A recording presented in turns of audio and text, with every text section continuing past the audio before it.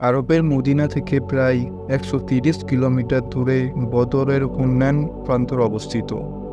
প্রায় ১৪০০ বছর আগে এই প্রান্তরে এক যুদ্ধ হয়, যাকে বিবেচনা করা হয় বিশ্বের অন্যতম ইতিহাস নির্ণায়ক যুদ্ধ হিসাবে। আশ্চর্য বিষয়, সামরিক দিক থেকে এই যুদ্ধে অংশ নেওয়া মানুষের সংখ্যা ছিল খুবই কম, কিন্তু এই যুদ্ধের গুরুত্ব এত বেশি ছিল যে মুসলমানদের পবিত্র গ্রন্থে আল কোরআনে এই দিনটিকে আল ফুরকান হিসাবে উল্লেখ করা হয়, যার মানে সিদ্ধান্ত বা রায়ের দিন।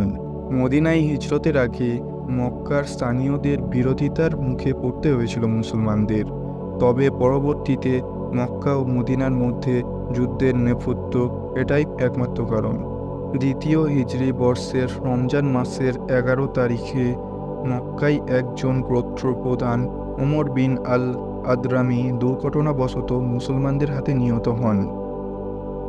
ইসলামের নবী স্থানীয় ঐতিহ্য অনুসারে এই হত্যার ক্ষতিপূরণ পরিশোধ করেন, কিন্তু মক্কার কুরাইশরা এই ঘটনায় ভীষণ ক্ষুদ্র ছিল। ওমর ইবনে আল হাদরামের মৃত্যুতেই বদরের যুদ্ধের প্রেক্ষাপট সূচিত হয়। শাবান মাসে ঘটে আরেকটি ঘটনা। কুরাইশদের সম্পদ বোঝাই একটি কাফেলা সিরিয়া থেকে মক্কায় আসছিল। তখন গুজব ছড়িয়ে পড়ে যে মুসলমানরা সেই বহরকে আক্রমণ করতে চায়। আবু সুফিয়ান ছিলেন কাফেলার নেতা। তিনি সহায়তার জন্য মক্কায় দূত মারফতে খবর পাঠান। বার্তা পেয়ে মক্কা থেকে কুরাইশদের একটি দল আবু সুফিয়ানের কাফেলার সাহায্য করার জন্য মদিনার উদ্দেশ্যে রওনা হয়।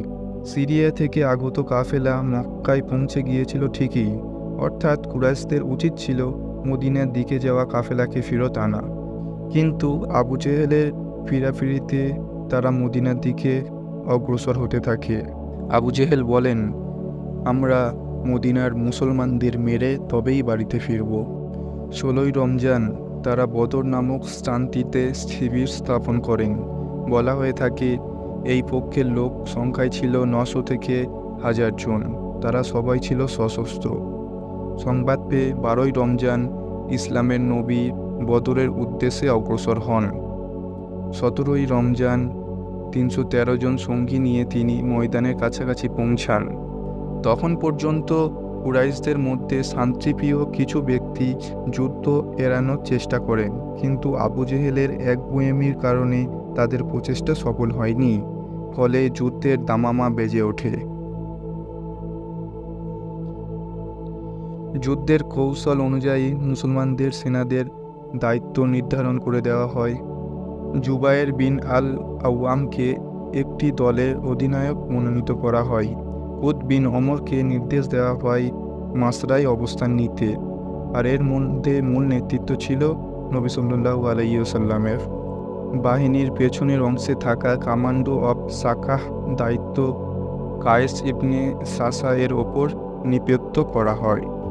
আরব ঐতিহ্য মেনে একক লড়াইয়ের মধ্যে যুদ্ধ শুরু হয়। ৩ জন কুরাইশ যোদ্ধা নিহত হন। তারপর শুরু হয় মহাযুদ্ধ। যুদ্ধে ২ তরুণ আনসার মুআওয়াজ এবং মুআজ মক্কার আবু জেহেলকে হত্যা করে। এতে মুসলমানদের পক্ষে যুদ্ধের পাল্লা ভারী হতে শুরু করে।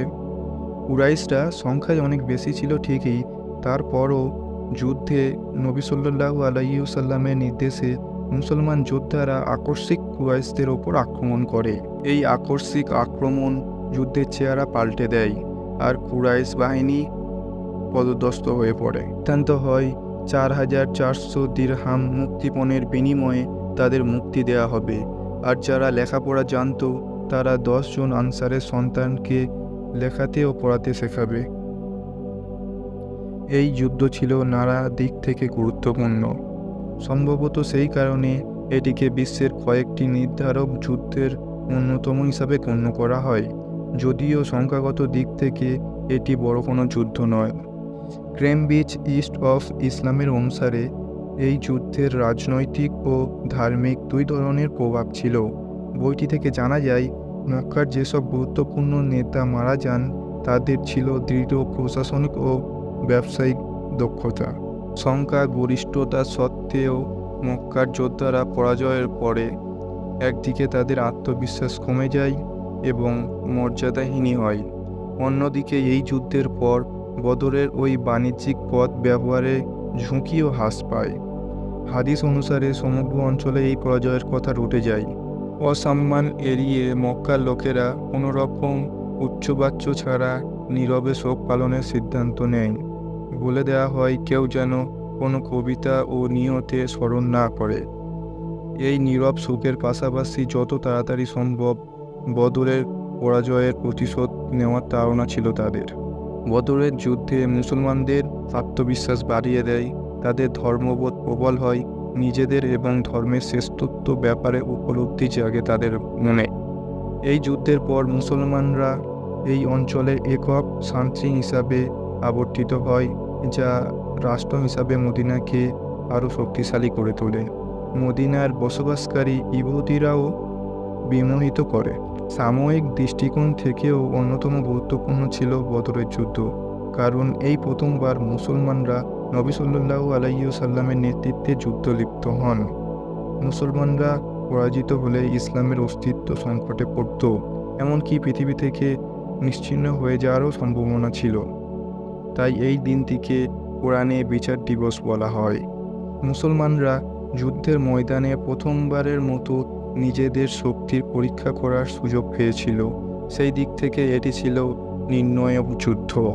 শত্রুপক্ষে প্রচুর অস্ত্রশস্ত্র ও জনবল থাকা সত্ত্বেও বিজয় তাদের সাহস বাড়িয়ে দেয়।